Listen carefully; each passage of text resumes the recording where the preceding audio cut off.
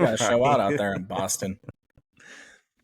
Moving on to the Dallas Mavericks, I think with the Mavericks it gets a little bit more technical because of how hard it is to actually stop Luka. Unfortunately, the number one thing for the Dallas Mavericks and how to stop them, and everything comes down to not only Luka but screens. By God, these guys love to set screens. I feel like more than anyone else. I know I have my cousin watching right now, and the best way I described it to him, watching. Yeah, you too. The best way I described it to him when I was watching Luka, I'm like, you know what the Mavericks are. I'm like, Luka and the Mavericks are the one guy in 2K where the only way he could score is just to set screen after screen after screen after screen. It's just really fucking annoying after a really long time.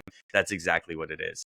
So they've set 52 on-ball screens per 100 possessions for Luka, which is the highest for any player that the Celtics has faced in the playoffs this season. Those two primary players are going to be setting those screens, and the two most successful players is going to be Daniel Gafford and, once again, Derek Lively, who set 59% of the screens for Luka. And again, more successful. When those two guys are setting the screens, they are scoring more points per game per possession. These screens cause a number of issues for opponents. Number one is the Luka isolation ball, where I feel like he's incredibly comfortable, and the numbers back it up as well. His 555 points in isolation in the regular season were most by any player in the last 4 years. So what ends up happening a lot with all teams, and what's going to happen with the Celtics, is going to be switching. So the on-ball defender and the screeners defender are going to end up switching a lot, and then that's when Luka wants to take advantage of the isolation ball. But we have the personnel to do it, and we switch a lot. Tatum, Brown, White, Holiday all have the potential to guard Luka in isolation. So most of the time what ends up happening is Lively and Gafford are guarded by other big men, though, most of the time. The other thing that we do is we don't have big men also guarding big man. We have Drew Holiday, Jaylen Brown, and Jason Tatum, who end up playing closer to the power forward position. We saw Drew Holiday end up playing power forward and center against Miles Turner and Pascal Siakam for most of the last 2 games, because Luke Kornet and obviously Kristaps Porzingis has been out for a little while, but Luke Kornet was out for those last 2 games. So Drew had to specifically guard those guys because Al Horford, obviously being 147 years old, he's not going to always keep up, and not having another reliable big man. You bring up, we brought in, Don't you dare talk about Aqueta. No, Aqueta actually haven't had any playoff minutes, but the other person that we disrespect Queta. The only other person that we brought in as well was Xavier Tillman. So not really another reliable big man to guard. So again, it's not always the big man who are going to be guarding the big man. So having the personnel on switches, like Drew Holiday switching, or if Jason Tatum is guarding Luka initially and then they swap, you're not really going to be getting a huge mismatch. But I think the player they're going to be guarding the most is Al Horford. That's the one they're going to really have to be careful of. Everyone else, again, Holiday, Brown, Tatum, these guys are either all defensive NBA players or right on the cusp of that accolade. So if any of the teams in the NBA are going to be able to stop the isolation ball, it's going to be the Celtics. The second issue that we end up running into is the lobs that Gafford and Lively end up receiving from Luka, or Luka drawing the foul. So what ends up happening is, if there is no switch and Luka ends up slipping through one of those screens and has the on-ball defender directly behind him, he has one of a couple of options. Number one, he loves to just draw the foul immediately. You'll see him go up, he'll draw the foul. It's the whole Luka thing. And if he doesn't get the call, he'll look at the ref and all the way down the court and scream at him. So it's a typical Luka thing. That's option number one, and he's very, very good at doing it. He's actually number 2 at free throws per game in this series. Jason Tatum's actually number 1. But Luka's really good at drawing the foul. That's option number 1. I thought you were going to say he was number 1 in throwing a fit with the refs. I was like, he's going to go there. He's going to get them Luka boys on us again. Once again. Hey, it got the views, didn't it? It sure so did.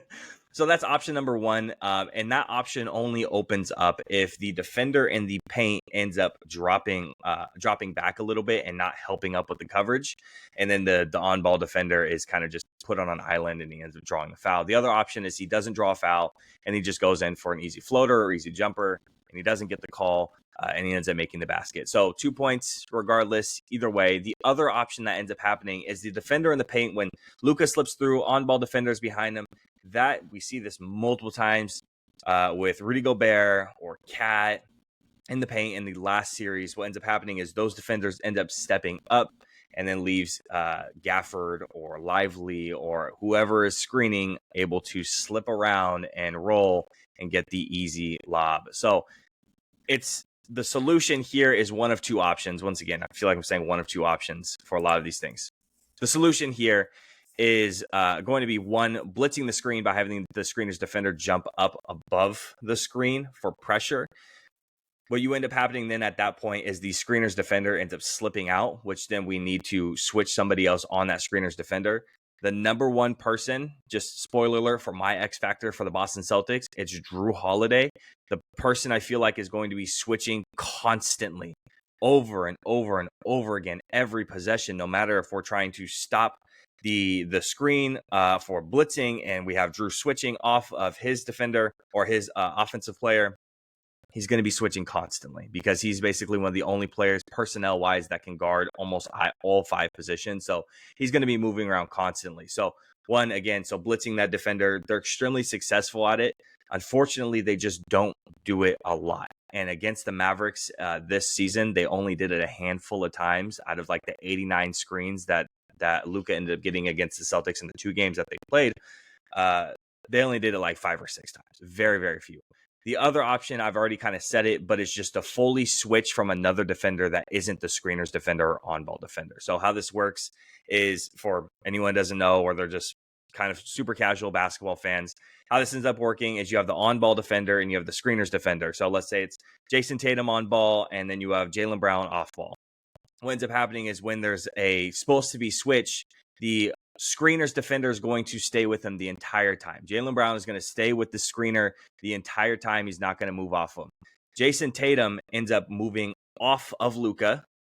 And let's say Drew Holiday switches off and guards Luka at that point. Switches off, or whoever is closest to the other side of the screen ends up switching. Jason Tatum then picks up the open man, and it's going to happen over and over and over again. This is going to be the solution that the Celtics are going to use the most. We end up switching from another offensive player constantly. And again, Drew Holiday is going to be the biggest factor in these situations. So, again, Drew Holiday. Can I ask you a question? Yeah, what's up? Why is it that the number 1 and number 4 defenses in the NBA couldn't slow the Kyrie Luka train down, but you think the Celtics can? I think you're putting a lot of faith in Drew Holiday here? I think rightfully so, because they're gonna hunt Kristaps bad, bro. Yeah, they are. That dude is already not mobile. Yeah, and I'm interested to see again because I think the switching from an off-ball offensive player off of away, whether it's Jaylen Brown, Drew Holiday, Derek White doesn't switch as often. But any one of those 3 guys, I think we're going to see a lot of rotations from them. I think they're going to be the ones to stop them because they have the personnel to stop them. When you have Mike Conley out there, that's fantastic. He's there for veteran presence, but he's not playing the greatest defense on the planet.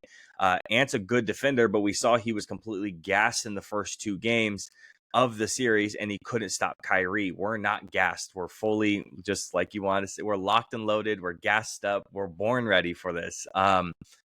So we have the personnel to do it. And again, Jason Tatum and Jaylen Brown, they don't have those accolades this year of the all NBA defensive team, all defensive NBA team.